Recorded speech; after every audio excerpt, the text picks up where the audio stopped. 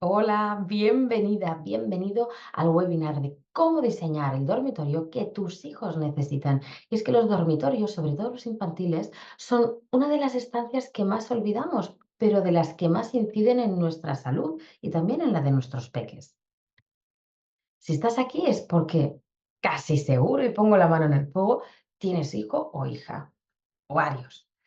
Esta sería la causa mayor, pero puede que te haya llamado la atención el hecho de que quizá hay alguna cosa más que puedes hacer por ellos, o que la rutina de acostarlos se te haya atragantado, o que no quieran ordenar, o que siempre estén pues con shutdowns, meltdowns, etcétera. Entonces, vamos a ver cómo podemos a través del espacio reconducir ciertas actitudes que hasta ahora se nos estaban escapando. Lo que vas a ver en este webinar van a ser elementos de descanso, ¿por qué necesitamos descansar? Espacios adecuados para poder lograrlo, cómo poder diseñar ese dormitorio para nuestros peques, por qué hacerlo. Y al final os voy a dar una pequeña sorpresita porque me gustaría muchísimo agradeceros que estéis aquí viendo esto. Así que empecemos. Soy Verónica Martín, fundadora de Atypic Biointeriors, y es un estudio de interiorismo especializado en diseño de interiores para personas neurodivergentes, autistas, TDAH, altas capacidades, personas altamente sensibles. Todos tenemos una manera atípica de captar la información de nuestro entorno, de procesarla y, por lo tanto, de entender el mundo en el que vivimos. Lo hacemos de una forma pues, diferente. Entonces, es natural que necesitemos un entorno más adecuado a esta forma de percibir. Y esa es mi expertise. ¿Cómo lo hago? A través de herramientas de neuroarquitectura, de geobiología, accesibilidad cognitiva y sensorial, cuando haga falta accesibilidad física y biointeriorismo. Y no es que lo haga por separado, sino que todos forman una sinergia y hoy en día ya no puedo separar ninguna de estas herramientas, funcionan completamente juntas. Y ahora que ya me conoces un poquito más de lo que hago, vamos a ver por qué necesitamos un dormitorio adecuado para nuestros hijos. Esa sería la primera premisa. Dormir bien está muy, bueno, no se le da la importancia que realmente tiene. Cuando dormimos por la noche, lo que hacemos, una de las cosas más importantes que hacemos tanto nosotros como nuestros hijos, es un proceso de desintoxicación. Y este proceso es vital. Es decir, si no le damos la oportunidad a nuestro cuerpo de limpiar todas las toxinas que hemos ido creando o introduciendo en nuestro cuerpo durante el día, al final lo que vamos a hacer es colapsar nuestro cuerpo. Porque además te digo que estamos súper rodeados de tóxicos, de toxinas, y hay que limpiarlas en la medida de lo posible. Esto se hace de noche, mientras descansamos, mientras dormimos. Otro elemento muy importante sería que incide directamente en nuestro sistema inmunológico. Un niño o una niña que duermen correctamente tiende a catarrarse menos, tiende a pillar diferentes enfermedades, ¿no? Catarro sería lo más común, pero hablo en general. El sistema inmunológico de un peque que está descansado es muchísimo más fuerte, muchísimo. Luego también incide en la memoria y el sistema cognitivo. Y esto es importante porque todo papá y mamá queremos que vaya bien el peque en el cole.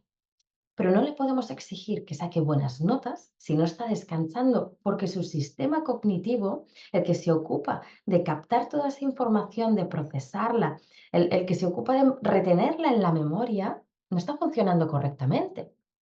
Entonces, ¿cómo le voy a pedir que duerma 6, 7 horas y luego me saque un 10? No es que no quiera, es que no retiene la información. Su cerebro no es capaz de hacerlo. Y por último, el sistema endocrino y hormonal. Y esto es súper importante en todas las etapas, pero sobre todo en las de desarrollo, tanto peques como adolescentes. Cuando dormimos se crean hormonas, ya no solo la melatonina, sino que también se regula la leptina, por ejemplo, que es la que está relacionada con la sensación interna de saciedad o de estar lleno. Eso quiere decir que si no duermo correctamente, es probable que de día no sepa cuándo tenga hambre, no sepa cuándo parar. Además, también está el funcionamiento de desarrollo, de crecimiento óseo, por ejemplo, ¿no? Todo esto que a priori no debería o no parece que tenga que estar muy relacionado con el dormir, está estrechamente relacionado con ello. Así que intentemos que nuestros peques duerman bien para que se puedan llevar a cabo todas estas cosas.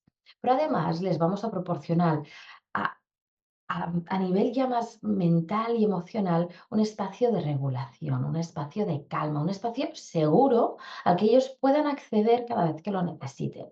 Y esto también les va a llevar a empezar una sinergia mejor con su capacidad autónoma. Es decir, si yo le pongo las cosas súper altas, me va a necesitar.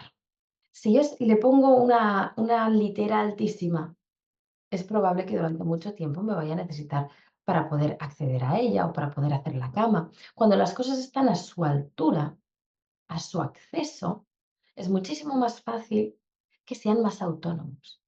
Y recordemos que lo que están haciendo durante su niñez es prepararse para poder desarrollarse de manera autónoma cuando sean adultos. Por lo tanto, todo lo que podemos generar o invitar a que hagan ellos mismos, mejor que mejor. Y su dormitorio, la habitación, es un espacio maravilloso para poder lograr esto. Por lo tanto, no estamos haciendo una habitación más, sino que literalmente estamos diseñando un mapa de su mente, un mapa de la persona que quiere ser, que puede ser, de la persona saludable. Dicho esto, los factores que componen un descanso, que es básicamente lo que necesitamos en el dormitorio, no es simplemente cuántas horas duerme. Esto es una de las más importantes, ¿cierto? Y ahora hablaremos de ello, pero son tres factores. La cantidad, cuánto duerme, cuántas horas duerme, la calidad, se despierta descansada. Porque si duerme 9 horas, pero se despierta y sigue con sueño, algo estamos haciendo mal. Y la continuidad. Un bebé es normal que se despierte cada hora o cada 2 horas. Mi hija mayor se despertaba cada hora hasta los 7 meses. Son bebés, pero un niño o una niña de 8 años no tiene que despertarse tantas veces. Ni siquiera debería despertarse dos veces a la noche. Quizá una, para beber agua, para hacer pipí, para hablar contigo, pero más allá de eso, debería haber una continuidad, porque cada vez que nos despertamos, volvemos a empezar desde el inicio todo el proceso de fase de duerme vela, de no REM y de REM. Otro concepto que quiero que te grabes a fuego es que efectivamente la cantidad es una de las cosas más importantes que hay aquí. ¿Por qué? Un bebé recién nacido necesita dormir de 14 a 18 horas, no consecutivas, obviamente. Y va a tener que comer entre medias, pero entre 14 y 18 para poder desarrollarse correctamente. Hay niños que con 14 tendrán suficiente y otros que necesitarán las 18. Cuando crecen un poquito más, ya es de 4 a 12 meses, nos vamos a 12, 16 horas. Pero ahora quiero que pienses en a qué hora se van a dormir tus hijos. ¿Lo tienes? Vale. ¿A qué hora se despiertan? Y haz cuentas. ¿Tu peque tiene de 3 a 5 años? Pues no debería dormir menos de 10 horas. Y eso quiere decir que hay algunos que dormirán 10 y otros que dormirán 13 y otros que dormirán 14. Y es muy importante que le respetemos. Y quiero que te fijes en sus rutinas y en sus pautas, sobre todo en vacaciones y fines de semana. ¿Por qué? Porque si durante el fin de semana necesita, yo qué sé, un peque de 7 años, por ejemplo, está durmiendo 11 horas el fin de semana. Tú la dejas porque es fin de semana, pero en los días de cada día lo despiertas a las 9 horas. Pero le tienes que despertar, no se despierta de forma autónoma. Ese niño, si le tienes que despertar, no está durmiendo las horas que le hacen falta. El fin de semana, en vacaciones, duerme 11. Ese crío necesita dormir 11 horas. Es importante que se despierten de forma autónoma. Si no, estamos cortando todo el proceso de limpiado, todo el proceso de regulación endocrina. Y los procesos más importantes se llevan a cabo las 2 últimas horas de sueño. Así que tengamos esto en cuenta. Calcula cuánto está durmiendo en vacaciones, calcula cuánto está durmiendo en los fines de semana, cuánto duerme durante la semana, mira si le tienes que despertar y si se tiene que ir a la cama un poquito antes cuando hay cole, pues que se vaya un poquito antes. Pero el descanso es primordial. Entre 13 y 18 años deberían dormir entre 8 y 10 horas. Y esto lo remarco muchísimo porque un adolescente, y hay estudios científicos sobre esto, un adolescente que duerme menos de 7 horas tiene unas posibilidades muchísimo más altas, no digo un poco, digo muchísimo más altas, no me acuerdo ahora de la cifra, pero era como 50 o 70% más, no, no, brutal, pero no te puedo dar la cifra porque no me acuerdo, era bastante heavy, de padecer esclerosis múltiple cuando crezca. Es decir, que si tu hijo se queda hasta las tantas de la noche con el móvil o en el ordenador o en la tele y luego se despierta para ir al instituto y ha dormido 5 horas o 6 horas, que hay algunos que hacen estas barbaridades porque es que están en la época de hacer estas barbaridades, en ese momento va a tener una serie de consecuencias, como por ejemplo que en el cole pues, no rinda tanto, que se sienta más cansado, que la regulación del hambre no vaya tan bien, pero es que tiene consecuencias a largo plazo. Así que vamos a explicárselo y vamos a intentar que duerman las horas que le hagan falta, sin tener que despertarlo. Es por eso que te estoy invitando a crear espacios realmente adecuados para que este proceso se lleve a cabo. ¿Y cómo hacemos esto? Te voy a contar en el webinar mis indispensables, ¿vale? ¿Qué tiene que tener y qué no tiene que tener un dormitorio infantil juvenil? El primer factor para mí es el confort. Parece lógico, pero pasa muy desapercibido. El confort lo determina la manera en que captamos y procesamos la información de nuestro entorno, y esto está relacionado con nuestros sentidos. No tenemos 5 sentidos, tenemos 36, pero estos serían los que más entran, en la vista, el oído, el tacto y el olfato, los que más entran en relación con nuestro espacio. Pero son los que os voy a explicar porque realmente no quiero que esto se vaya de madre y que estemos aquí 2 horas, ¿vale? Quiero hacer un vídeo pequeñito, en la medida de lo posible. Pero claro, cuando yo entro en hacer un diseño, aparte de estos, pues miramos el sistema introspectivo, miramos el sistema propioceptivo, miramos el sistema vestibular, cómo captamos y cómo vivimos todos esos, procesos, ¿no? Y todos esos inputs que captamos a través de esos sentidos. Pero yo creo que con estos tenemos ya suficiente como para empezar a hacer cositas y son los que os voy a comentar. Tienen muchísimo que ver con nuestra sensibilidad.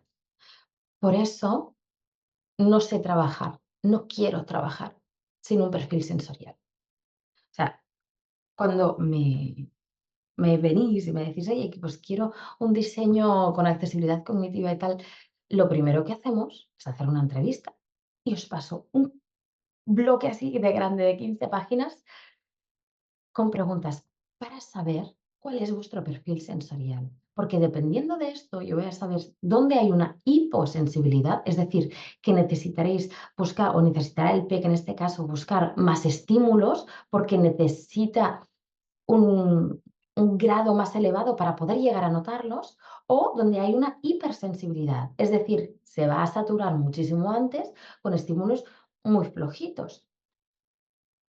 Todos tenemos facetas de hipo y de hipersensibilidad. No es que haya una persona hipersensible y nada hiposensible. No, no, es que nos entrelazamos. Por ejemplo, yo soy hipersensible emocionalmente, soy hipersensible a los ruidos, a la vista, a los colores, las luces, pero al tacto no.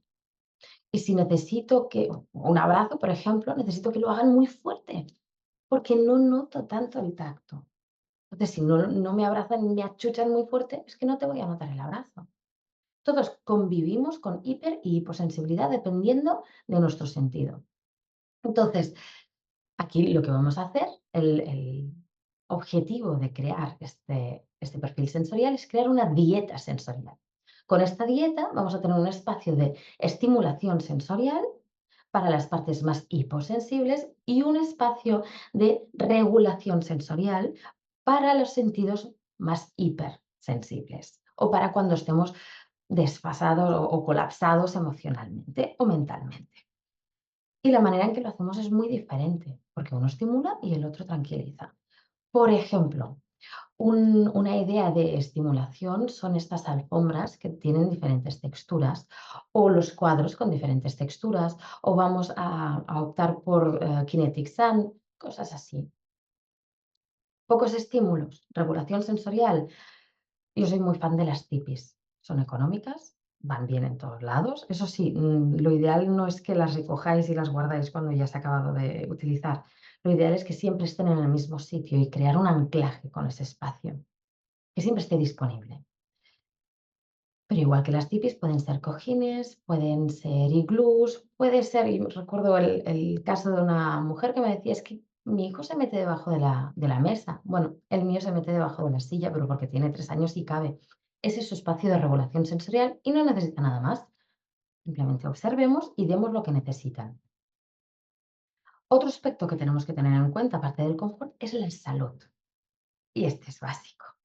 Y también nos pasa desapercibido, sobre todo en los tóxicos ambientales. ¿Me sabrías decir? Y obviamente esto está grabado y es una pregunta retórica, pero te voy a dar un segundito para que lo pienses. ¿Cuál es la habitación de la casa con peor calidad de aire? Ya está, ya han pasado los 2 segundos. La habitación de tus hijos. Piénsalo bien. Materiales de revestimiento. ¿Cómo son? ¿Hay parquet sintético? ¿Hay alfombras sintéticas o de pelo artificial? ¿Cómo son las cortinas?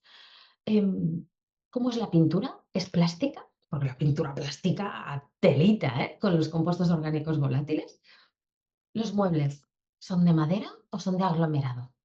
El aglomerado lleva un montón de formaldehído. Es un compuesto orgánico volátil que es muy tóxico. Pero es que la melamina es un disruptor endocrino. Es peor. Bueno, no sé si peor que el formaldehído, pero van por la par, ¿vale? Son hermanos. Luego están los juguetes, juguetes de plástico, otra vez compuestos orgánicos volátiles, microplásticos, electricidad estática, los textiles, que obviamente querrán los cojines y toda la ropa de cama de la Patrulla Canina o de Frozen o cosas así, y esto es poliéster. El poliéster es malísimo para la salud, pero cosa mala, para que te hagas una idea.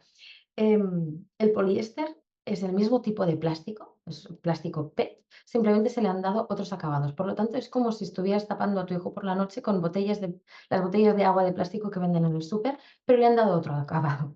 Sencillamente eso.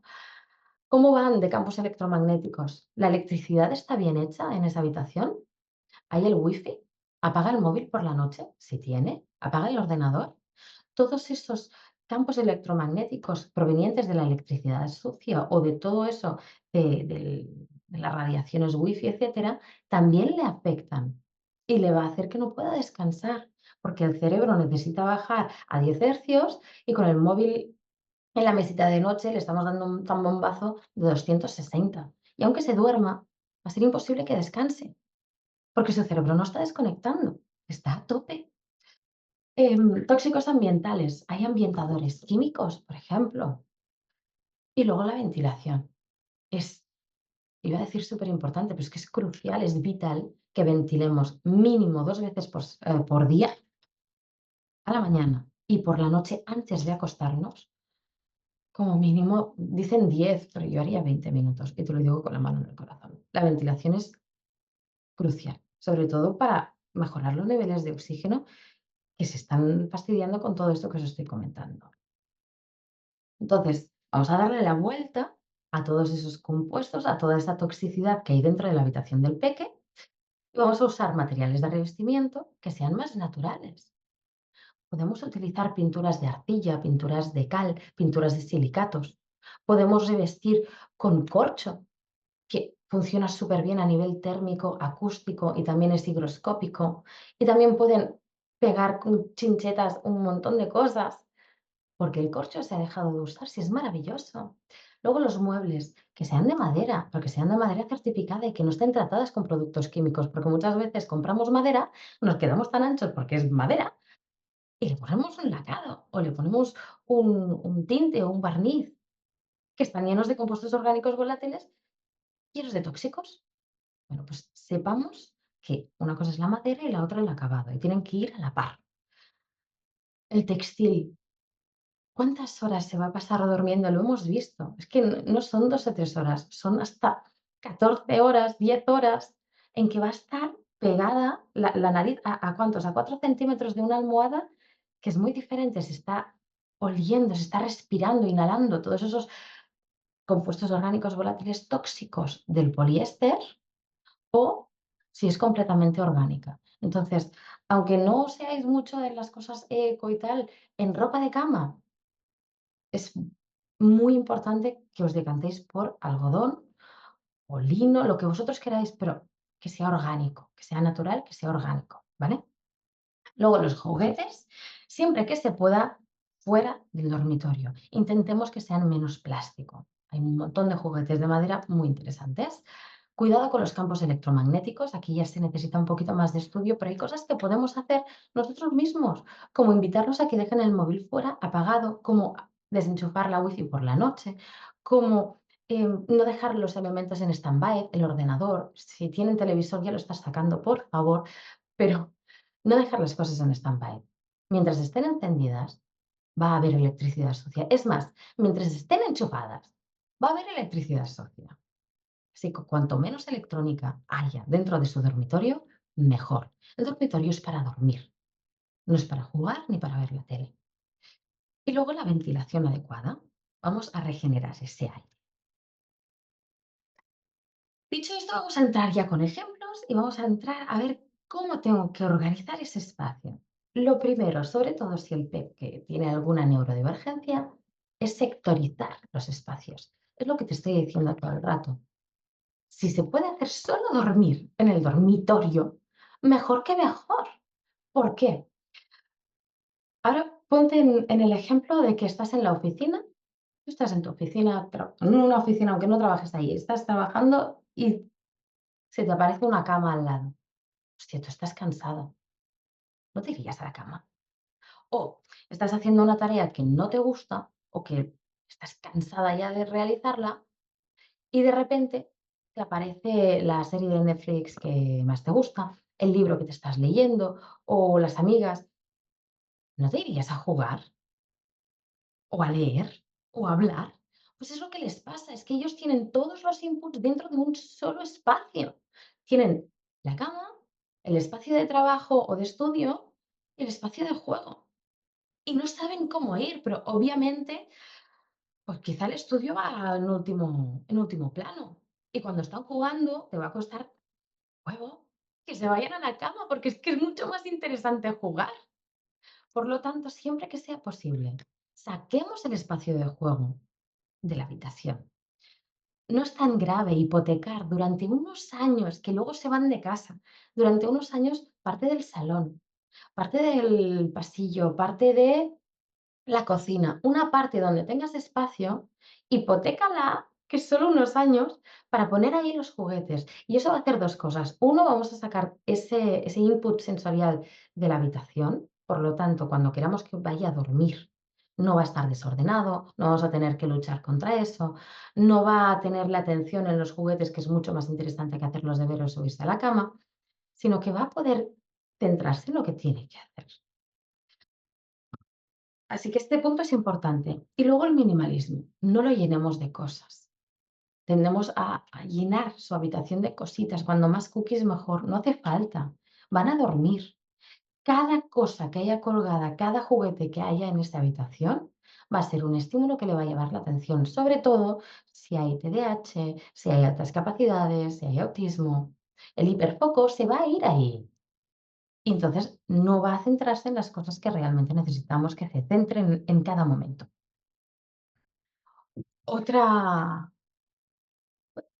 antes de pasar, este ejemplo me gusta mucho porque si os fijáis, la cama no está mirando a la zona de trabajo.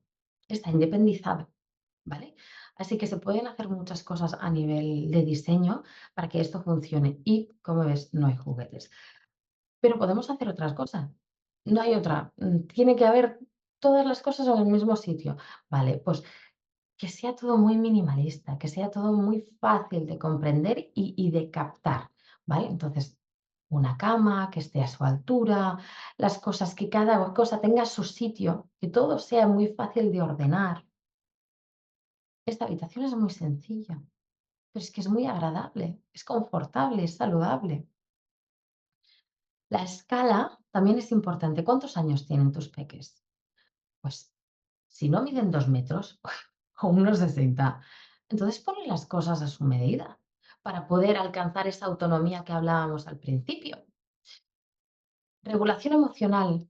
Y aquí os lo pido por favor, que todas las habitaciones infantiles tengan un espacio de regulación sensorial. Es muy fácil que tengan la de estimulación, pero a veces nos olvidamos de la regulación. He puesto estos ejemplos porque realmente están muy bien y queremos darles muchísimas estrategias y herramientas para que puedan autorregularse, pero vamos a ver, yo al ver tantos inputs y tantas imágenes y tantos colores, no me regulo aquí. ¿Entiendes el kit de la cuestión? Tiene que ser un espacio de la calma, no con un montón de información. Cuanto menos información haya en ese espacio, mejor que mejor. Así que la intención es muy buena, pero yo no hago esto así. Cada uno que haga lo que quiera y como pueda. Pero esta no es mi manera de hacer espacios de regulación sensorial. ¿Cómo lo hago? Cuanto menos información haya en la habitación, mejor. Suelo poner muchos cojines y me decanto por las tipis o los iglús. Les da muchísima autonomía, les da muchísima seguridad. Son espacios muy pequeños. Normalmente solo cabe el peque y quizá si te invitan otra persona. Les bajas a su escala y les invitas a acceder a su interior para ver qué está pasando. Y no necesitas nada más. Un cuenco con algunos speech, algunos gadgets que les pueden ayudar. Arte terapia, un bloc y un boli. Mi hija pues, se regula mucho dibujando, pero también peinándose. Pues le pones un pelo, un pelo, le pones un peine, unos fidgets de estos, lo que quieras, pero poco. ¿Vale? Para que no se vaya por las ramas. Luego, es importante que creemos espacios sin ruido visual. Esto en el Instagram ya sé que soy muy pesada, pero es que realmente caemos siempre y es muy, muy importante. ¿Por qué? En neurodivergencias hay una cosa que se llama percepción fragmentada, que es que no vemos el espacio de buenas a primeras nada más entrar. Necesitamos un proceso un poquito más lento para poder ir captando todos los elementos. Si yo de repente le pongo un montón de elementos los cuales procesar, voy a tardar más en leer toda esa información, a captarla, que llegue al cerebro y que la descodifique. Es por eso que si las paredes son lisas, mejor que mejor. Menos información, porque de esa pared lisa solo tendré que captar el color o si es rugosa o no es rugosa. Entonces, cuanto menos información, sobre todo en el dormitorio, que es el espacio de calma por autonomasia, antonomasia, mejor que mejor. Papeles pintados, para mí, los carga el diablo. Así de claro. ¿Por qué? Uno, nos dan mucha información. Dos, la mayoría, el 99% son plástico, compuestos orgánicos volátiles. Y tres, se adhieren a la pared con colas llenas de compuestos orgánicos volátiles. Así que queda muy cookie, queda muy mono, es muy instagrameable y muy de revista. Pero huye de los papeles pintados. Sobre todo por la información, ¿eh? Y ya, o sea, los tóxicos esa parte, pues es que no se lee. Fíjate bien en esta imagen, es que no se lee nada. Otra, ¿te has fijado en cuánta información hay aquí? Y luego pretendemos decirle, a la cama, venga, que es tarde. Es que es imposible. No se va a ir a la cama. ¿Tú sabes cuántas cosas tiene que descodificar? Y aquí son rayas, y aquí, pues, todos estos patrones. Y en la otra pared, cuadrados. Y en el suelo, los patrones en espiral. Muy bonita. Bueno, va a gustos. Pero no es útil. La salud mental y emocional de este niño, seguramente, estará en pico de cortisol. Luego, espacios sin ruido también significa que tenga un orden, una coherencia, que cada cosa tenga su sitio. Y volvemos a la misma imagen que antes. Está ordenado. No podemos pretender que nuestros hijos ordenen si no les proporcionamos el espacio necesario para hacerlo. Y aquí es súper importante que haya señalizaciones y que haya tempos.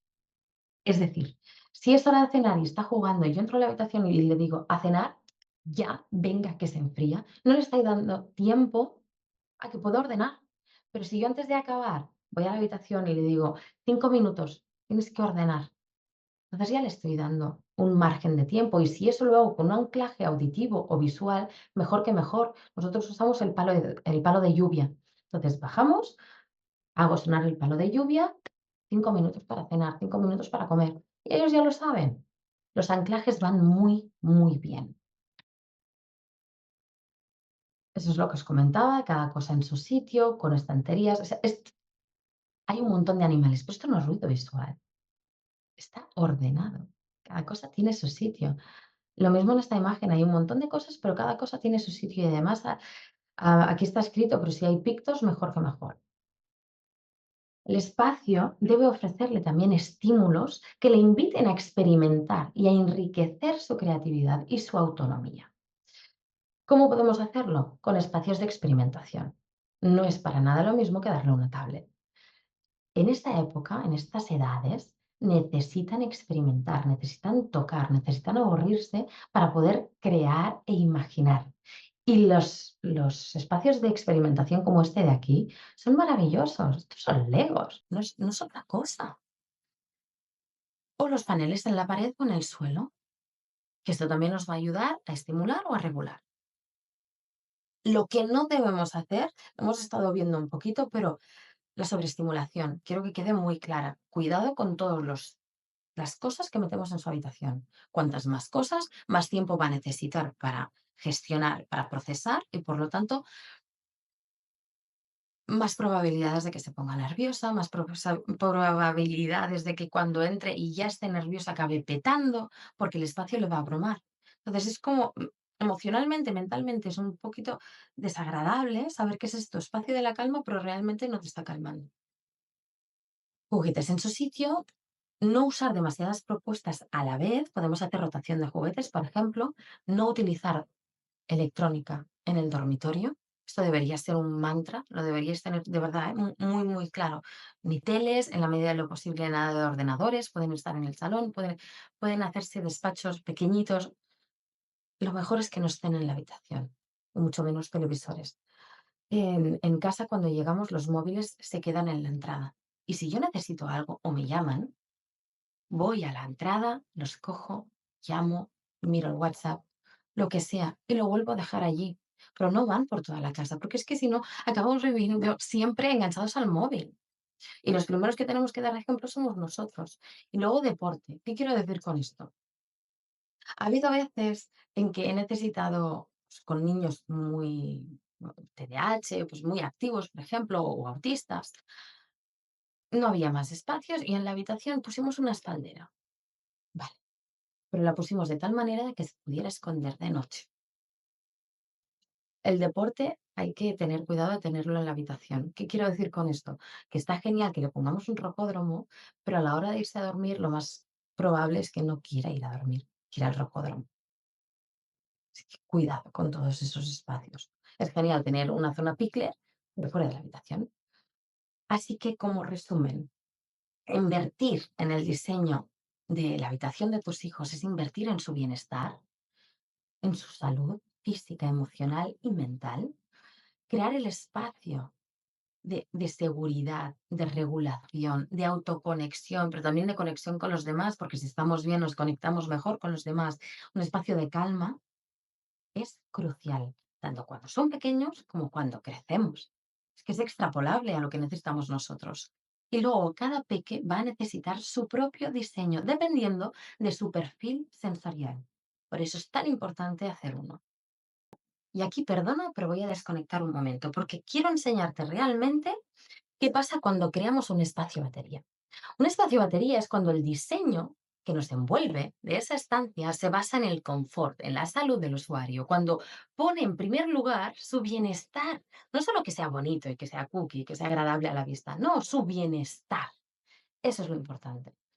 ¿Qué pasa cuando yo uso materiales naturales? Cuando utilizo un sistema que me haga que los campos electromagnéticos se reduzcan al máximo.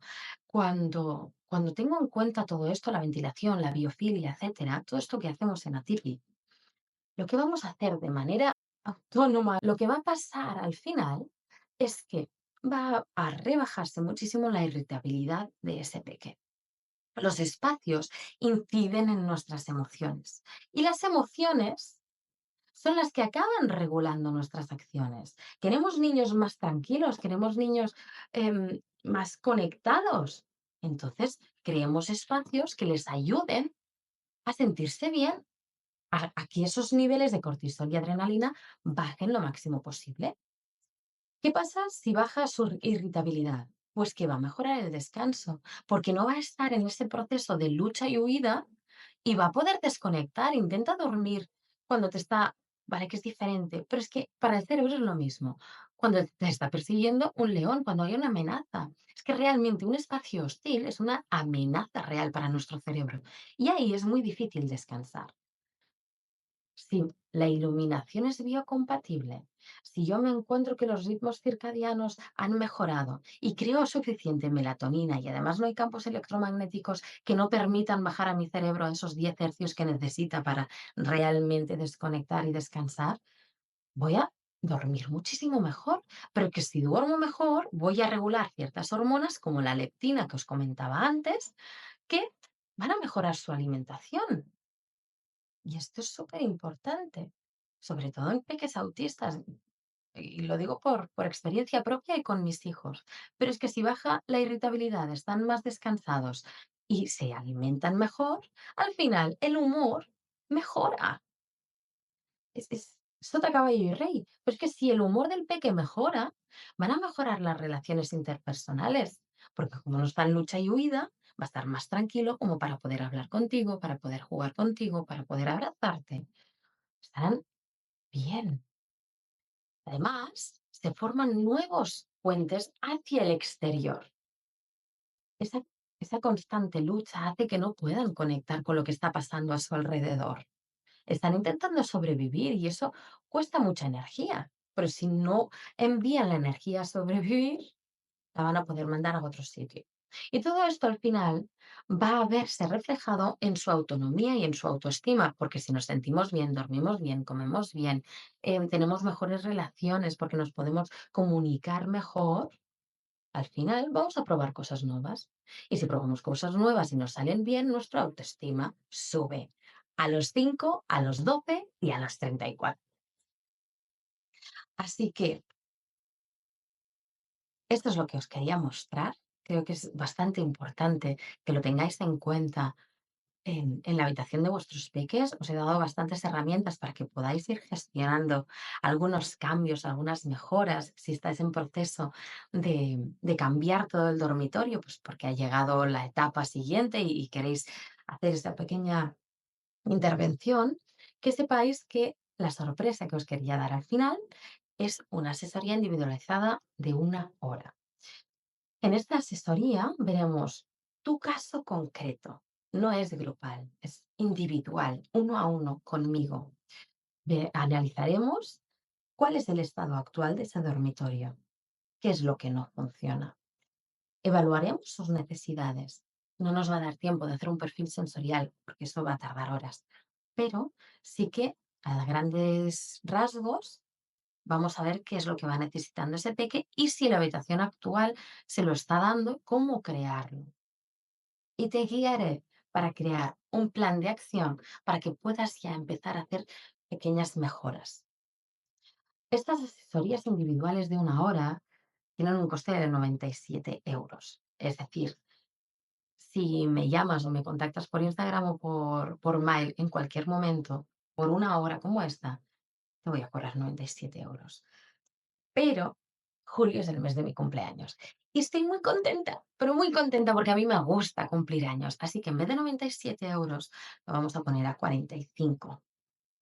para este webinar, para los que entréis a través de este webinar. Y esto va a tener una validez de 5 días. ¿Cómo sé que me han pasado o si han pasado los 5 días? Porque a raíz de este webinar vas a recibir una serie de mails. Cada email va a haber un tip de los que hemos visto, un poquito más desarrollado y cómo llevarlo a cabo. Si accedes a través del link de uno de estos mails, en estos 5 días, vas a tener la asesoría en vez de 97 € a 45. Y solo me queda darte las gracias por estar aquí, por verme. Se me ha alargado un poquito más, así que gracias. Y espero que tengas las herramientas suficientes como para empezar a hacer las mejoras que tus hijos van necesitando y que tan bien le pueden hacer. Cualquier duda, cualquier pregunta, que sepas que me puedes contestar a los emails, que puedes contactar conmigo vía WhatsApp. En los emails que te envío hay el link directo a mi WhatsApp, directo. Así que por ahí también puedes hacer preguntas. Tenemos un grupo de WhatsApp en el cual en cada mes podéis ir mandando dudas, os voy respondiendo, pero es que más allá de los webinars, si tenéis alguna duda, también lo podéis decir por el grupo, ¿vale? Y también voy dando algún que otro tip diferente que no ve en las redes sociales, es solo para el grupo de WhatsApp.